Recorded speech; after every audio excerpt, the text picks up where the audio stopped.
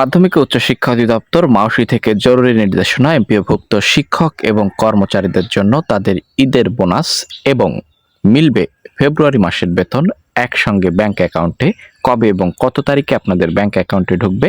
আজকের এই ভিডিওতে আমরা এ টু জেড আপনাদেরকে জানানোর চেষ্টা করব কবে জিও জারি হচ্ছে এবং কত তারিখে আপনাদের ব্যাংক অ্যাকাউন্টে ঢুকছে ফেব্রুয়ারি মাসের বেতন, তার সঙ্গে সঙ্গে ঈদ বোনাস।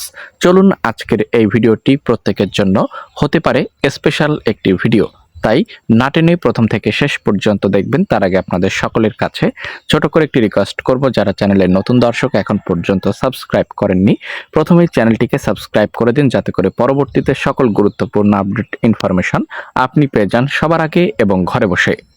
এখানে দেখতে পাচ্ছেন এমপিওভুক্ত শিক্ষক কর্মচারীদের ফেব্রুয়ারি মাসের বেতন নিয়ে নতুন নির্দেশনা মাউসি মাধ্যমিক ও উচ্চশিক্ষা অধিদপ্তর মাউসি থেকে গুরুত্বপূর্ণ কি কি নির্দেশনা প্রদান করা হয়েছে এ বিষয়ে আজকের এই ভিডিওতে বিস্তারিত তথ্য নিয়ে আলোচনা করার চেষ্টা করছি। তো চলুন, এখানে আপনারা দেখতে পাচ্ছেন এমপিওভুক্ত শিক্ষক কর্মচারীদের ফেব্রুয়ারি মাসের বেতন ইএফটি পদ্ধতিতে দ্রুত পাঠানোর লক্ষ্যে মাধ্যমিক ও উচ্চশিক্ষা অধিদপ্তর শিক্ষা প্রতিষ্ঠান প্রধানদের 24 ফেব্রুয়ারি পর্যন্ত এখানে মাসের বিল অনলাইনে সাবমিট করার কঠোর নির্দেশনা জারি করা হয়েছে।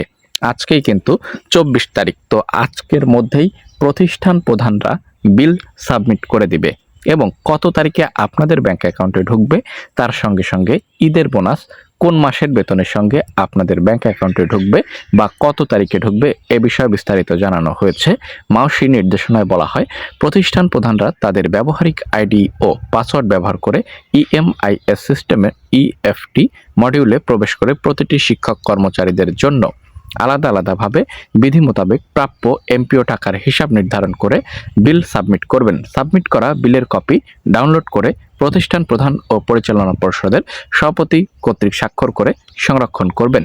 তো এখানে বিষয় গুরুত্বপূর্ণ নির্দেশনা জারি করা হয়েছে এবং শিক্ষামন্ত্রী এহসানুল হক মিলন সর্বশেষ দেওয়া তথ্যতে তিনি যা বলেছেন সেটি হলো, এমপিও অর্থাৎ বেসরকারি শিক্ষক কর্মচারীরা এবার থেকে প্রতি মাসের 10 তারিখের মধ্যে তাদের ন্যায্য অধিকার অর্থাৎ প্রতি মাসের বেতন পেয়ে যাবে এবং তার সঙ্গে সঙ্গে শতভাগ উৎসব ভাতা কার্যকর করা হচ্ছে ঈদের আগে থেকেই বা ঈদকে কেন্দ্র করে। ঈদের আপনারা বোনাসও পেয়ে যাবেন একই সঙ্গে এবং 100% উৎসব ভাতার টাকা এবং ফেব্রুয়ারি মাসের বেতন আপনারা অবশ্যই 3 থেকে 5 তারিখের মধ্যে প্রত্যেকের ব্যাংক অ্যাকাউন্টে পেয়ে যাবেন। এই ছিল মাউসি থেকে প্রেরিত সর্বশেষ গুরুত্বপূর্ণ তথ্য।